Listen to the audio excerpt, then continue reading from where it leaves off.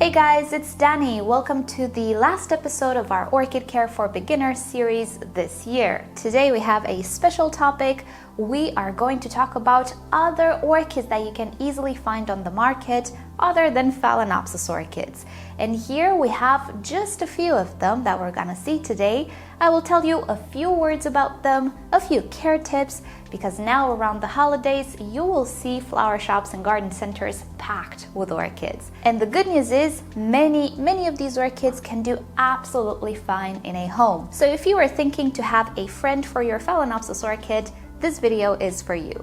Today's episode is sponsored by repotme.com, who is also the sponsor of this entire series, and many products that I used in the series, such as the medium, pots, accessories, and other maintenance tools have been provided by them, and you can actually find them on their website. You'll have a link towards Repotme down below in the description. Feel free to browse their website at any time. They also have supplies for African violets and bonsais. Also, since the holidays are approaching, we thought of making a little surprise for you guys. So me and Repotme are organizing a giveaway. Stay tuned for that. Before though, let's talk about the multitude of orchids you can find at the flower shop and how to care for them. First, let us start with the Oncidium orchids. Now, things get a little bit more complicated because on the market there are so many hybrids, so many different types of Oncidiums, that within this group we can even have intergeneric hybrids. I will not insist too much on this aspect, since this is something you will discover along the way, but I will say that most of the Oncidiums on the market do have pretty much the same cultural needs. First and foremost, they do enjoy a little bit more light than Phalaenopsis orchids, which are fairly low light orchids. Oncidiums absolutely love bright shade and even sunshine in early morning or late afternoon. Eastern and southern exposures can work wonderful, but do make sure that you are sheltering them from hot noon sun. You can use a sheer curtain or other methods to diffuse the light, because even though they do prefer a little bit more light, they can still get sunburned if their leaves heat up. When it comes to temperatures, they are very similar to Phalaenopsis orchids. If we're comfortable in our home, chances are they will be as well.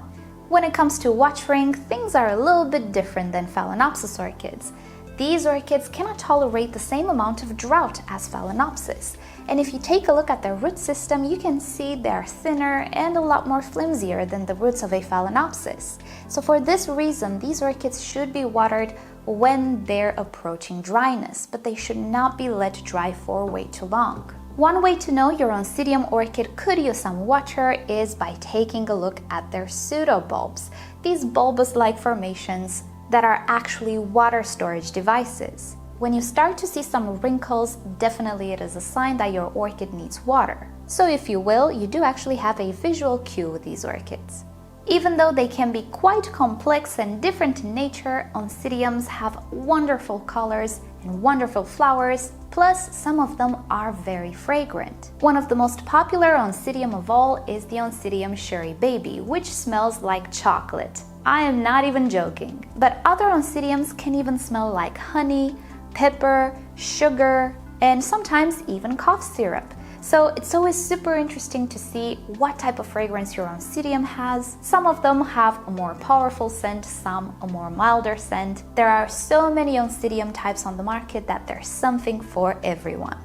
Next up, we have the Cattleya orchids, and within this group I will include once again all of the different varieties and hybrids that you can find available on the market.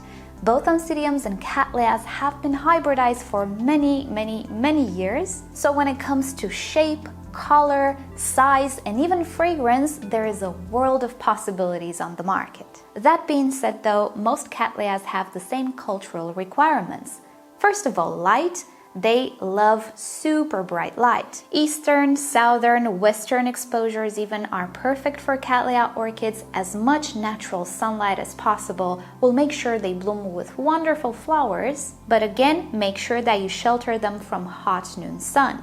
You can use sheer curtains, shading cloths, or other measures to keep the leaves from heating up. Any orchid, no matter how much light it prefers, absolutely hates to have hot leaves, and it can get burns really fast if that happens. Cattleya orchids will grow in lower light conditions as well, but they will not bloom as beautiful or at all. So if you want to purchase these orchids, do make sure you have a place in your home which receives a lot of bright light.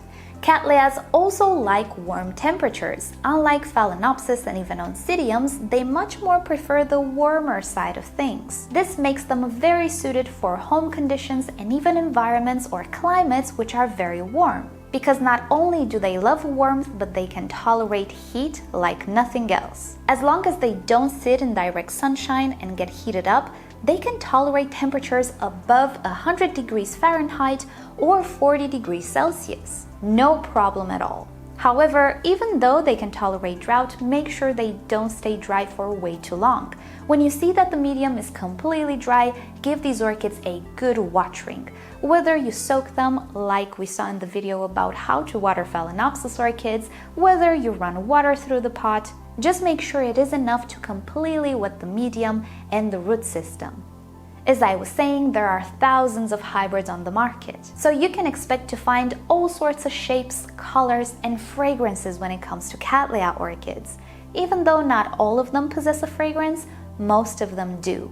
Fragrances can remind of lilies, of roses, or other flowers that exist already, and in my opinion, they are the best smelling family of orchids that we can easily grow at home. The downside is their flowers don't last as long, particularly compared to Phalaenopsis. But for serious Cattleya lovers, this absolutely does not matter, because the fragrance is just out of this world. Some of them even smell during nighttime. They're just so diverse, it's impossible not to fall in love with some of them at least. Next up, we have Dendrobium orchids. Now, there are two types of Dendrobiums on the market which are pretty different between them, so I will start with the Dendrobium Phalaenopsis type.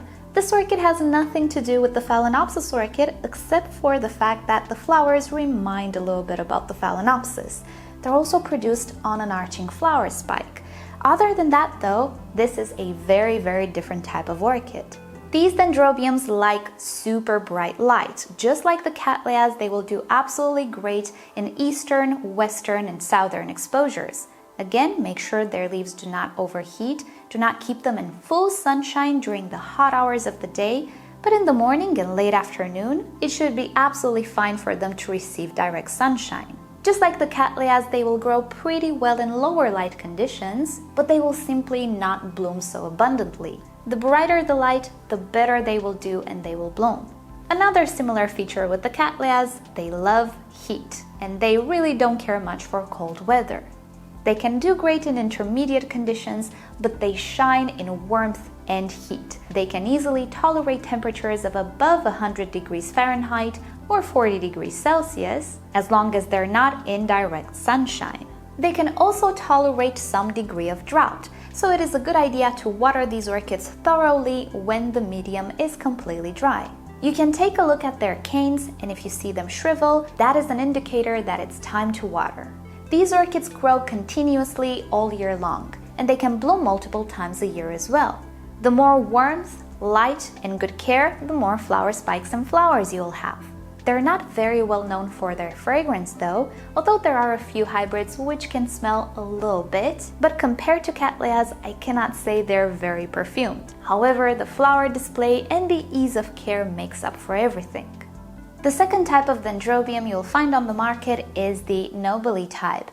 And even though it looks pretty similar to the previous type of Dendrobium I showed you, it is quite different. And you can see that mine is not in bloom, and this is because it only has a specific season in which it blooms. On the market, you will find it in bloom at any time of the year because nurseries induce it into blooming, just like Phalaenopsis. However, in your care, you will discover that the main flush of blooms happens in the spring, and the cultural requirements for this orchid have to keep in mind the season. So when you will first purchase your orchid, it will probably have a lot of flowers and it will start to grow new canes from the base of the orchid. At this time, it is a good idea to repot it after it's done with its flowers, just like you would a Phalaenopsis orchid. During the growing season, which is mainly summer, this orchid will love warm temperatures and bright light. But when fall starts, you will notice that the canes will stop growing. It is at this time the orchid will start to prepare its buds. But for this to happen, we need to provide a cooler temperature environment. We also need to stop fertilizing and reduce watering dramatically.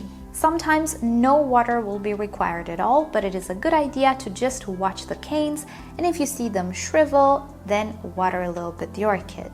After a month or two of this treatment, you will start to see little buds forming on the cane. It is now when you can actually bring the orchid to warmer temperatures and you can start watering again. Fertilizer is not needed until the flowers are all spent. So this particular Dendrobium is quite special and requires a little bit more attention from your part. Even though the nobile is beautiful and has fragrant flowers, it can prove to be slightly difficult to maintain in good condition and to rebloom by orchid beginners. Fear not though, on my channel you will find many tutorials on them. I'll share with you a few of them in the description, but for now, just know that this particular Dendrobium has a special type of growth in comparison to all of the other orchids.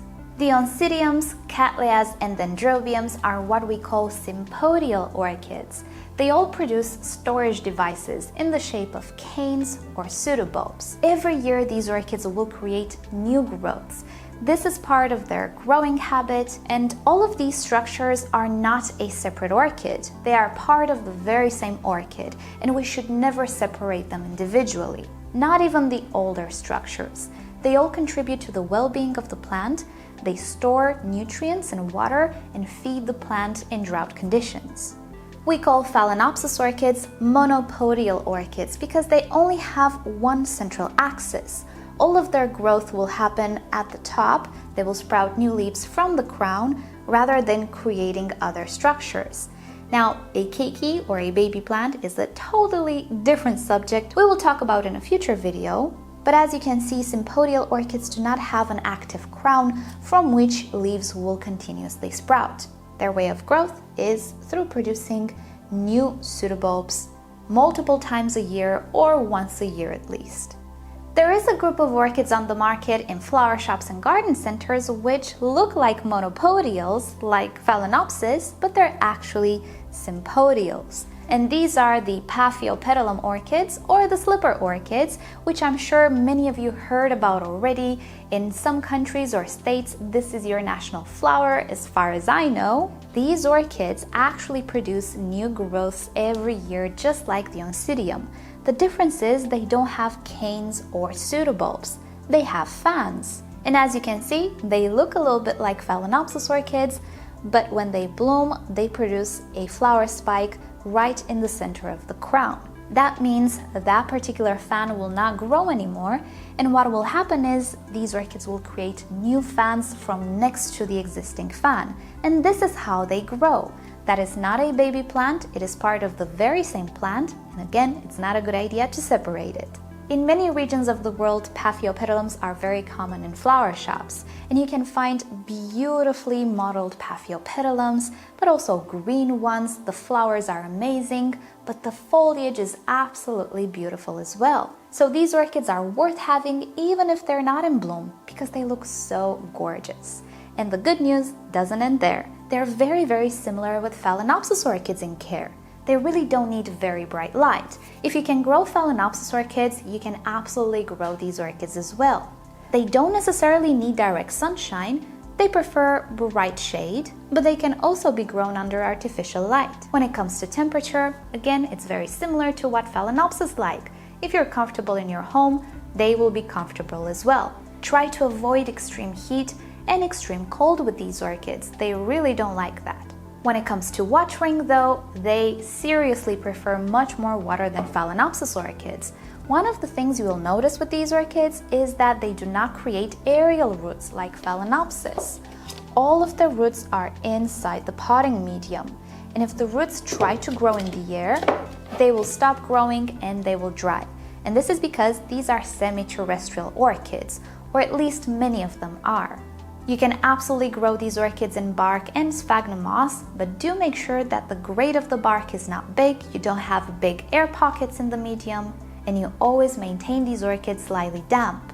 And the last orchids we're looking at today are the Vandas. These are the biggest orchids we can find in garden centers or flower shops, and many people are intimidated by them because even though their flowers are spectacular, the plants themselves can look a little wild. Many of the times these plants are sold completely bare-rooted.